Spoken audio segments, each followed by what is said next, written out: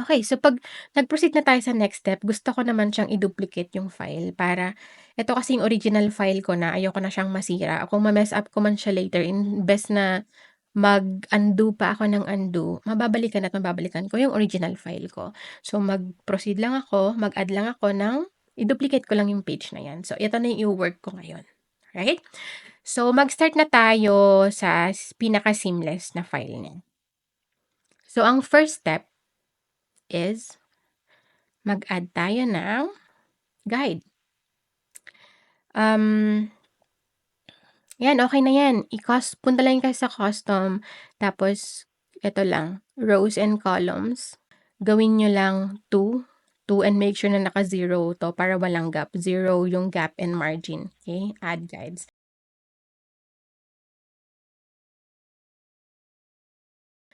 So, ang very first step na gagawin natin, eto na, ilalagay mo siyang ganyan. And make sure guys na makikita niyo diyaan yung linya-linya, yung straight line, each sides. Hindi siya dotted lines, hindi siya broken line, kundi straight yung makikita mo. So, ilalagay mo lang siya sa center, tapos i-duplicate mo lang, Control D, tapos ihihilain mo ulit yung dinuplicate mo na file, ilalagay mo lang siya sa kabila. Ayan, lumagpas ako, 'di ba? Makikita mo naman, lumagpas ako. Ayan.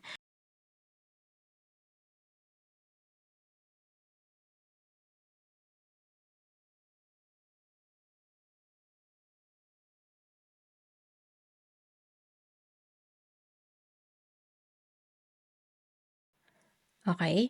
So ngayon, diyan mo na makikita yung malalaking gap. Puwede na tayong mag-start dito, mag-fill in. Ibig sabihin maglalagay ako ng mga additional na elements. Makikita mo naman yung, saan pa ba yung malaking gap, ayan. So, punta lang tayo and ang tip lang diyan, punta lang tayo sa recently used, see all, kasi yan yung mga ginamit kong elements. It's up to you kung ang ilalagay mo is, main element or filler.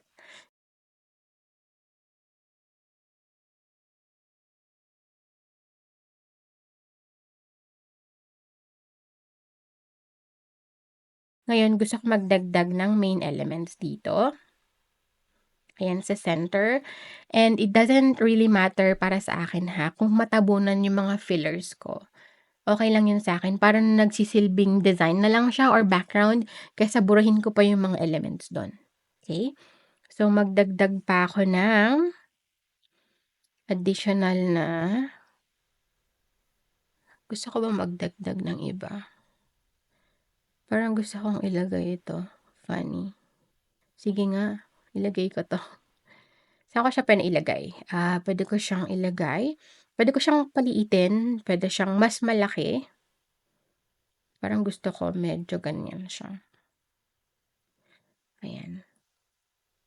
Tapos i-dupli tapos gusto ko pang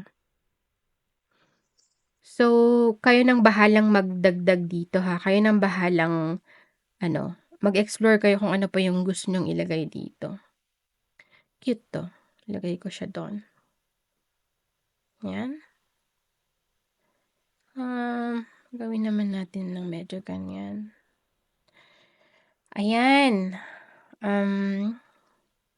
gusto ko 'tong i-ungroup kasi gusto kong ilipat 'tong dalawang 'to. Ayun, nakita niyo yung mga elements sa gilid, okey lang yun, hindi na natin sila kailangan sa ngayon, okey? Hayaan niyo lang sila dun.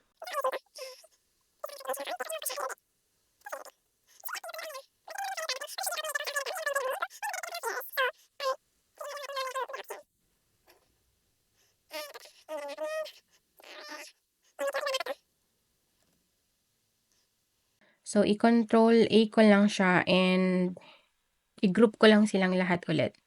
Ngayon makikita niyo yung sobrang laking gap diyan, make sure na 'wag niyo siyang gagalawin, 'wag niyo siyang ipapataas or ipapababa, 'wag niyong gagalawin 'tong file na 'to. In 'wag niyo siyang gagalawin, okay? And if napansin niyo na nagalaw niyo siya ng konti, mag-undo na lang kayo. Don't mind yung malaking excess dito sa mga gilid. Okay?